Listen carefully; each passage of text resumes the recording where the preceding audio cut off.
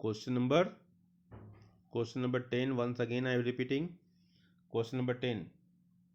While the nation had immensely benefited from the Green Revolution, the technology involved was not free from risk.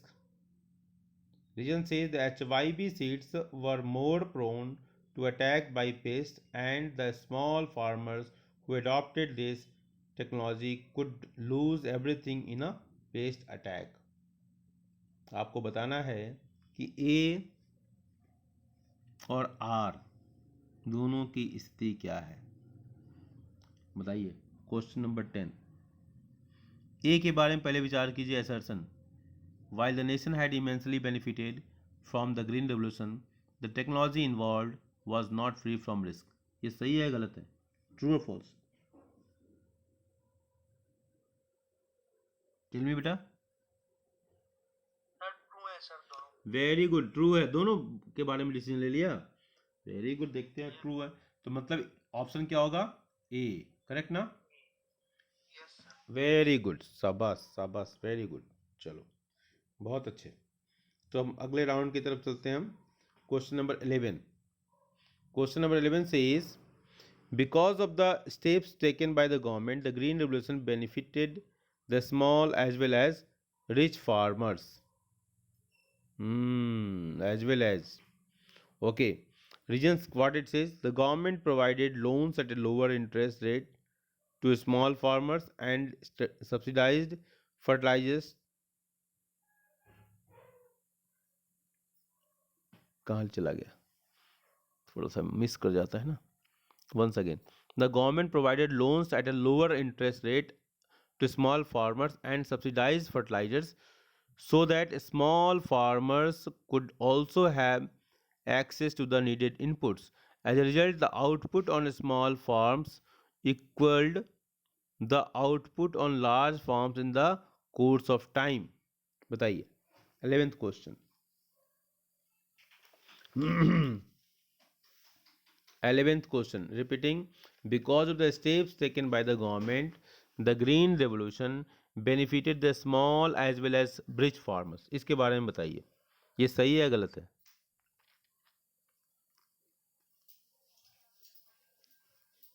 बोलिए।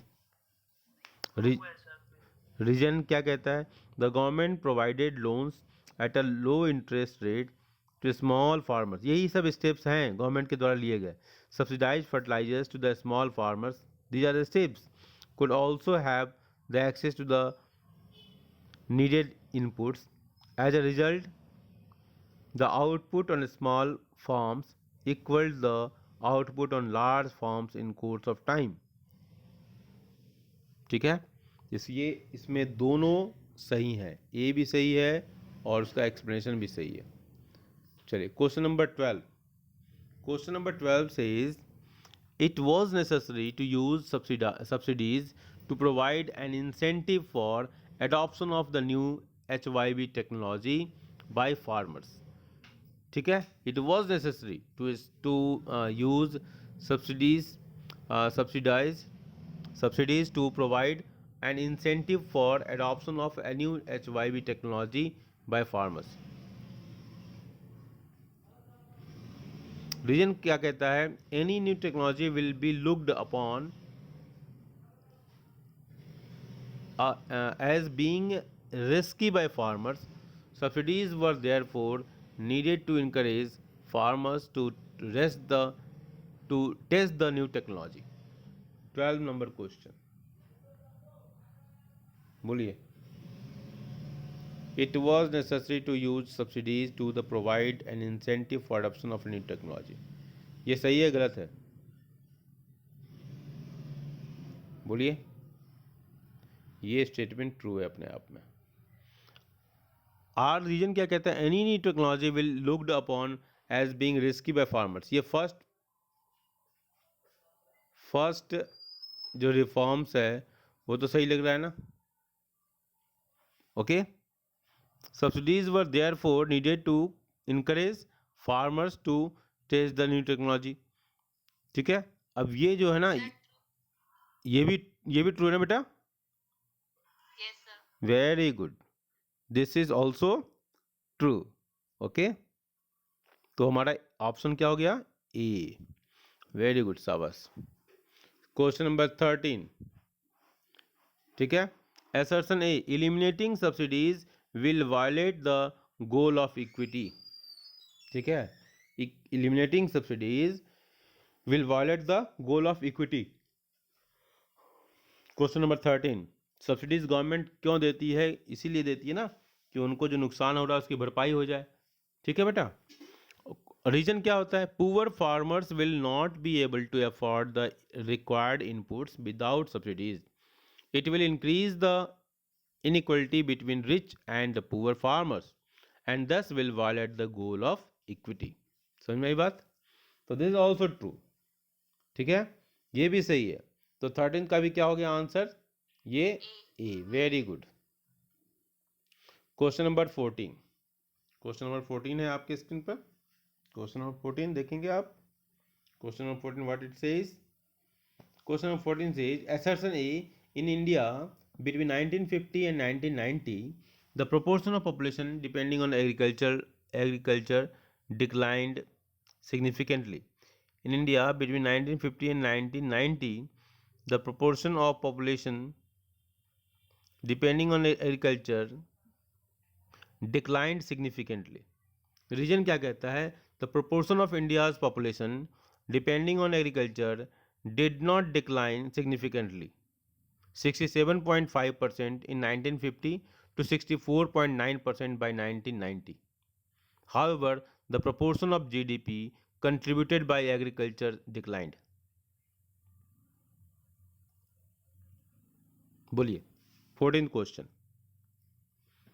14th question. In India between 1950 to 1990 the proportion of population depending on agriculture declined significantly.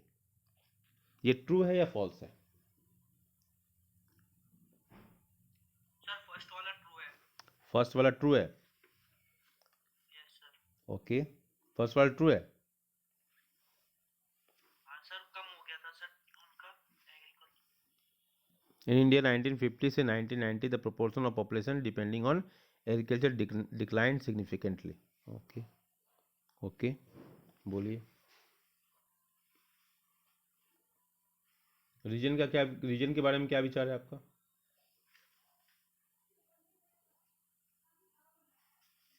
बोलिए। Reason कहता है कि the proportion of India's population depending on agriculture did not decline significantly 67.5% in 1950 to 64.9% by 1990.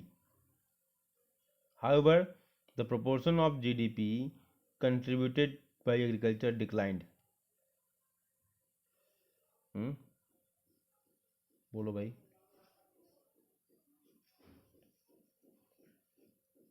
ये क्या होगा?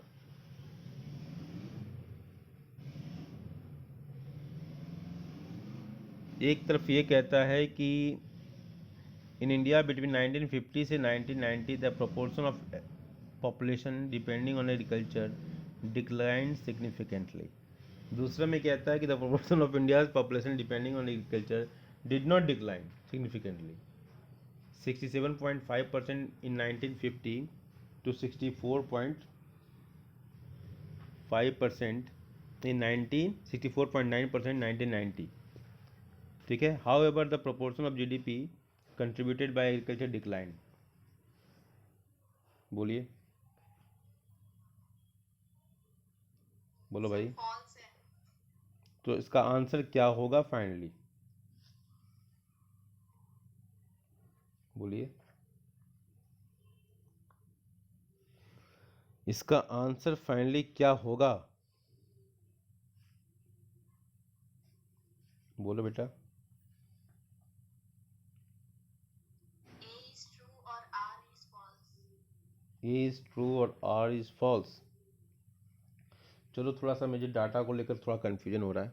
Okay, इसको थोड़ा सा होल्ड पर रखेंगे हम 14th क्वेश्चन को। ओके, थोड़ा डेटा को लेकर मैं 100% श्योर नहीं हो पा रहा हूँ। ओके, इसको थोड़ा सा हम होल्ड पर रखेंगे। ओके, चलो 15th क्वेश्चन देखते हैं। हाँ, assertion A says poor nations can progress only if they have a good industrial sector. Poor nations can progress only if they have a good industrial sector. Okay, industrial sector focus है. Region R says at a time independence the variety of industries was very narrow. At the time of independence, the variety of industries was very narrow. Sir, A Okay. is false or R is true. 15th question says poor nations can progress only if they have a good industrial sector. तो आप कह रही हैं बेटा करिश्मा 15 में क्या कहा आपने? ए इज Sir, A false है. ए फॉल्स है. ओके, ए फॉल्स है और रीजन ट्रू है. Yes, sir. ओके, और किसी का ओपिनियन? और किसी का ओपिनियन बेटा? क्या बेटा? दोनों राइट है? बोलिए. दोनों राइट है. Okay, poor Nations can progress only if they have a good industrial sector. ठीक है, देखो ये बिल्कुल सही बात है. ये पहला तो हम एसर्शन पर विचार कर लें. एसर्शन कहता है कि अगर आप इंडस्ट्रियल किसी भी कंट्री के ग्रोथ की हिस्ट्री को देखो ना, तो सबसे पहले हमारा जो प्रिमिटिव सोसाइटी थी सब एग्रीकल्चर बेस्ड सोसाइटी थी. ठीक है, एग्रीकल्चर से जैसे जैसे हम जो पॉपुलेशन का जो स्ट्रक्चर है, जो कंपोजिशन है वो चेंज हुआ है इंडस्ट्री की तरफ, और इंडस्ट्री से क्या सर्विस सेक्टर की तरफ. सेकेंडरी हम मान लो ये प्राइमरी से सेकेंडरी, और सेकेंडरी से इसको अभी सर्विस लिखा था यहाँ पर टर्सरी कर देते हैं. तो प्राइमरी, सेकेंडरी और टर्सरी. जैसे जैसे पॉपुलेशन का माइग्रेशन होता है इधर, तो अपने आप इकोनॉमी में डेवलपमेंट होता है. ये देखने को मिला है. आर्गेटिव पॉइंट, किसी भी देश के इकोनॉमिक डेवलपमेंट को लाने के लिए ग्रोथ ऑफ सर्विस सेक्टर बहुत ज़रूरी होता है. इसलिए इंडिया में भी देखो इंडस्ट्रियलाइजेशन जब इंग्लैंड में शुरू हुआ तो उसका परिणाम क्या हुआ, पूरे वर्ल्ड पर इसने अधिकार कर लिया, क्योंकि उसमें इकोनॉमिक ग्रोथ बहुत फास्ट हुआ. बट सर उसमें सिर्फ ओनली लिखा है. क्या बेटा?